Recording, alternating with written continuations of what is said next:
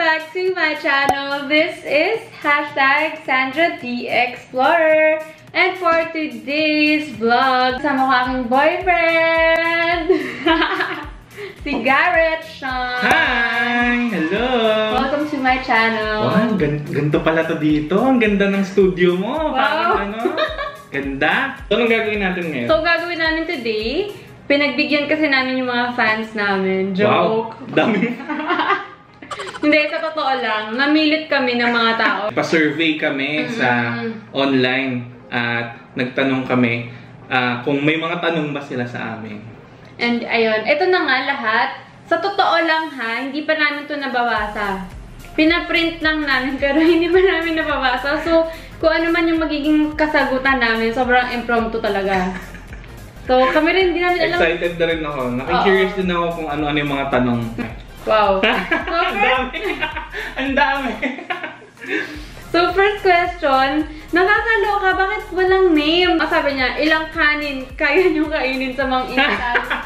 Feeling ko nanay ko to eh. Ilang kanin ang kaya mong kainin sa mga inasal? Ako, 2. O hindi. Ikaw, 3 or 4? Oo, tatlo. Kasi sa mga inasal. Hindi, huwag ka na mag-explain. Tatlo, ayan. Ako, 2. Next question. Next question. What can you promise God for each other? Tanungin ni Mami Julie. Nakakaloka naman. What can you promise God? Wow, ang bait naman kagad. Umpisa pa lang, ang bait na agad. Nakaka-pressure. What can you promise God for each other? Well, Huwag ka masyadong seryoso. Joke lang. syempre, loyal, honesty sa isa't isa. Loyalty, honesty. Yun lang. Pinapawisan siya. Yun lang. Talaga, promise mo. Oo. Promise? Promise? Oh. What can you promise God for each other? Oo, na we will do our best na ipaglaban yung relationship. Kasi kung kanara may... Sabi mo, hindi seryoso. Ako nga, simple lang sagot ko. Oh, sige, basta same na lang kami ng sagot. Okay, next. Ano ba to? Yung mga tanong na napupunta sa akin. Ano, hindi ko mabasa. Gaya sa magulang ko, hello? Ano sabi? Kailan ba kami magkakaapo? Ang sagot dyan ay... Only God can tell. Hindi, sagutin mo na. Hindi ko alam! Ang sagot mo? Hindi, ako, as Pinapawisan ako? Sa guy's perspective, syempre kailangan prepared. Oh. So, pag-prepared? Hindi naman prepared. Pero kailan yung prepared? Ano yung projection? Ako kasi may projection na ako. Ano? Ikaw may projection ka ba? Wala pa. Ako may syempre, as a guy, Ano nga? ang projection natin, nagbibigay ako ng value, patay tayo dyan. Bilis!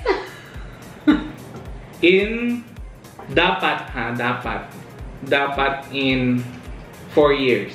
Okay. Dapat Medyo in 4 matagal years. pa naman ng 4 years. Diba?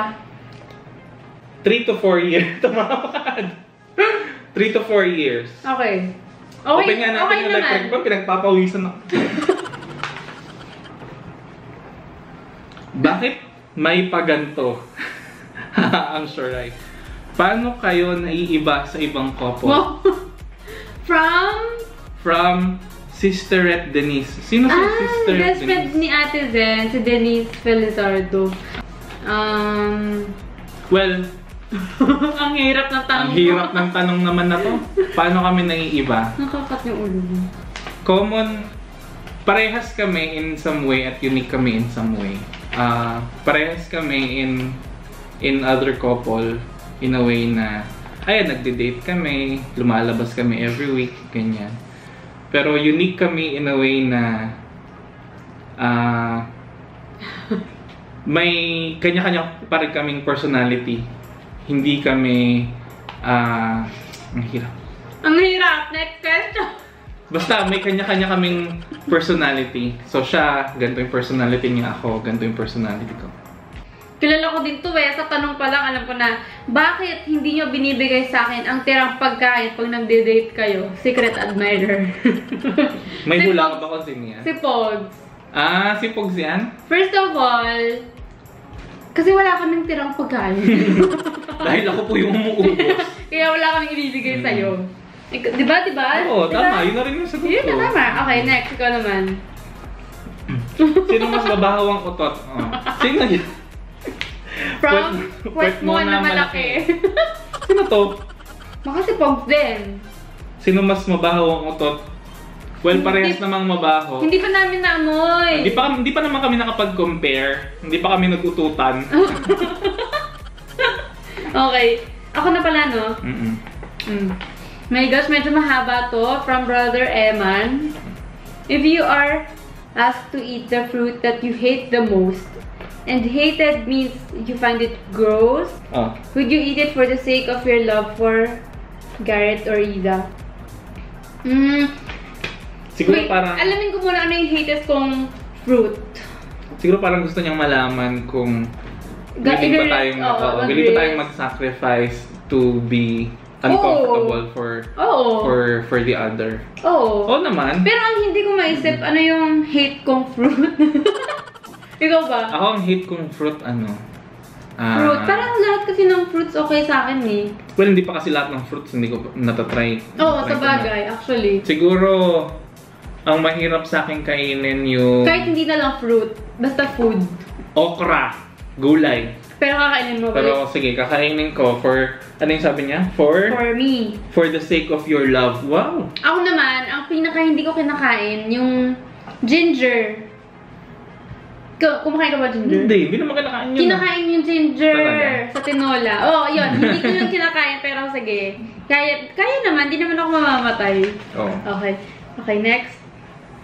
Paano ba nagsimula ang relationship journey nyo? Paano nagsimula? Ikaw. Ikaw na. Wag masyado mahaba. Nagsimula, syempre sa Feast, sa community ng Feast. And then, nagkakilala na kami. And then, nag-text-text, nag-chat-chat. Nag-LDR kami for a while. Uy, hindi naman tayo nun eh. Ay, hindi ba? Tapos yun, eventually naging kami din. Yun. Yun lang. Hindi namin i-expound. Paano po nanligaw si Kuya Garrett sa isang katulad ni Isa? Sakto, ikaw. Sa tanong mo. From Jonas po. Haha. Sino si Jonas po? Jonas, Pabona. Oo nga. Nakakatawa yung Isa. May H. Paano nanligaw? Consistent communication, as in everyday usap. Yun, I think yun naman yung important yung consistent ka. Kasi hindi naman pwedeng nandyan ka today, tas bukas wala. Consistency is the key. Diba? At saka, hindi okay yung manliligaw ka lang at your convenience. Dapat lalabas ka sa comfort zone mo. Consistency is the key talaga. Nakakaloka. Ikaw na to. Name things you love about each other. From Ann. Sinong Ann? Baka si Sis Ann San Diego. Hindi ko sure. Name things you love about each other. Top 3 na lang. Hindi boring. Ano pa? Masayahin. Yun na nga yun. At saka, same kami ng wavelength. Yung parang, parang nagkakaintindihan kami. Alam na namin yung inisip ng isa't isa. Pag may like kami sa isang bagay, like din pala niya, ma-realize lang namin. B1, B2, ganyan. Ako naman sa kanya, 3 things I love about him. Sobrang understanding. Promise. Pangalawa, laki ng braso ko. I'm out of words. Yes! Wow! Ikaw na nga, understanding. And then pangalawa, parang lalabas siya sa comfort zone niya para lang sa akin. And then, pangatlo, kung magmahal siya parang isang ina. Motherly! Motherly. It's unconditional. Unconditional na. Okay. How do you still keep the love alive kahit na ang tagal nyo na and super comfortable na kayo sa isa't isa? From Cutie Pie. Sino si Cutie Pie? How do you still keep the love alive? Communication. Parang napaka-importante talaga ng open kayo sa isa't isa. Kasi doon yung malalaman kung may need ba yung isa. Halimbawa, not feeling better yung isa, edi syempre yung isa ay magko-comfort. Yung ganung cycle, yung ganung consistency, that for me yung nagki-keep ng relationship na solid. Parang give and take. Yun. Consistent dates talaga. Tama. Hindi pwedeng magde-date lang kayo kung kailan kayo convenient na, True. ay, this week, hindi ako pwede this week, next week na lang. Paano pag next week hindi kayo pwede? Di ang tagal nyo nang hindi nagkita, di ba? So, as much as possible, schedule dates. Mag-schedule kayo ng dates at mag-stick kayo doon. How do you handle tampuhans and misunderstandings? From Cutie Pie ulit. How do you handle? Unang-una, pag may misunderstanding kami, binibigyan muna namin ng time yung isa't isa, diba? Na hindi makapag-usap. And then, pag okay ka na, mag-usap na kami, tapos explain mo, bakit ka ba wala sa mood? Or bakit, ano bang nangyari? And then, I-explain mo. And then, magsusorry. Ganon. Ang important nga talaga is, kahit anong mangyari, sabihin mo, kahit masakit, I mean, diba? Communication talaga. Oo. Kahit paulit-ulit, communication. Communication 101. At saka, ano yun parang common argument din yan sa ibang mga couple na kapag ba nagtampuhan kayo, gusto nyo ba na i-fix na agad-agad or magpapalamig muna? Ako, dati, gusto kong ma-fix na before the day ends. Pero dahil din sa kanya, natutunan ko din, syempre kailangan maging open din tayo. Natutunan ko din na hayaan muna siya, just let her be. Kasi eventually din naman, mag-open up din naman siya at sasabihin din niya kung ano yung problema. At doon na pumapasok yung tamang communication. Okay. From number 1 fan, for you, what is love and commitment? Hirap naman. Bakit kasi yung mga tanong mo? Akala namin. Parang mas gusto ko na yung ilan ng anim ng sumang inasala. For you, what is love Anong and paborito mong commitment? number sa electric fan? Mga ganun na lang dapat. For you, what is love and commitment? Love, ako na lang. Ang love para sa akin ay pag, eto, alam ko cliche, pero pag hindi ka talaga humihingi ng kapalit, pero love mo pa din siya. Oo, That's tama true yun. love. Tama yun, tama. Kahit hindi naman sa boyfriend, di ba? Kahit Kahit naman sa kaibigan mo, o kahit kanino. Pag nagmahal ka kasi, hindi naman dapat in-expect mo mamahalin ka. Pag nagmahal ka, magmahal ka lang. Oo, tama. Ganon. That's it. Hindi naman siya tanong na kailangan mong maghintay Kailangan may sagot. Oo, or ng kapalit. Hindi. Ganon. Love is an action word. Oo, galing. Taray. So, commitment. Ano ang commitment? Ganun yun din, joke. Commitment is, para sa akin, being loyal sa partner. At saka, You commit yourself to your loved one. So, commit mo yung time mo, lahat. Kasi pinasok mo yung relationship na yan. So, manindigan nyo na. Okay. Ikaw na. From Sands, maliit na bahay with many kids or malaking bahay with one child? Ha. Sagutin nyo yan, ha? Malaking bahay with one child. Though, mahilig ako sa kids, pero mahirap pag maraming kids, mas maliit lang yung bahay. Okay. Tama. Agree din ako dun. Kasi you can be a family naman even na one child, diba? Mas gugustuhin ko yung malaking bahay kasi syempre convenient, diba? Malaking. Ang hirap kasi pag marami kang anak tapos maliit na bahay, parang paano mo mabibigay yung comfort na kailangan nilang lahat. May analyzation na nagaganap. Seryoso talaga yung mga tanong niya. Next time ko na magtatanong. May mga analyzation na nagaganap eh. Okay. From Sands ulit. Dapat bang libre lagi ni Guy ang date? Yan, mga ganyan mga tanong. Mga ganyan mga tanong. Or mas prefer nyo KKB? O kung sino nagyaya, siya magbabayad? Okay, ang take ko dyan, I think, hindi dapat libre ng guy. Kung dating pa lang, oo, alam ko siya nagyaya. Pero, for me, parang ginusto ko rin naman yung date.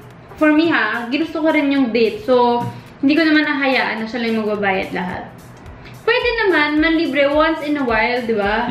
Minsan, ginagawa naman namin yun. Nililibre niya ako, nililibre ko din siya. Pero hindi naman palagi. Tingin ko yung ganyang thinking kasi or yung norm na ganyan na nagsimula yan sa pagiging gentleman ng mga previous generation na pag sinabing date, lagi yung guy, yung nakasanayang manlilibre. Pero, in a way, oo, maganda yan kasi being gentleman, kasi yung lalaki being the provider. Pero, sa ngayon kasi, parang, syempre, reality, kami, ever since, never naman kaming may mas malaki yung ginagastos ng isa. Most of the time talaga, KKB kami pag lumalabas.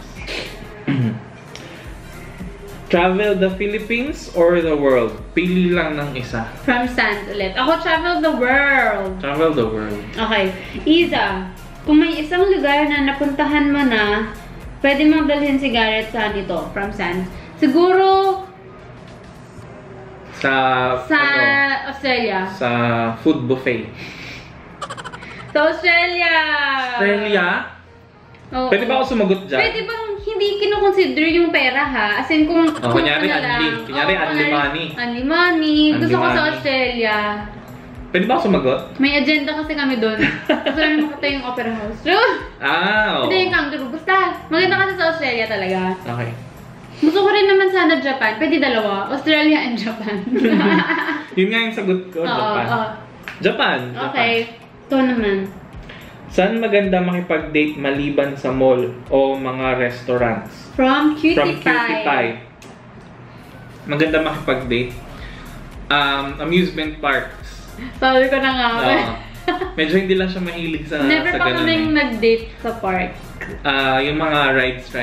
Sobra ako kasing corny ako na eh. Parang cheesy. Cheesy ako eh. Isa. Oh my gosh. Okay, wait.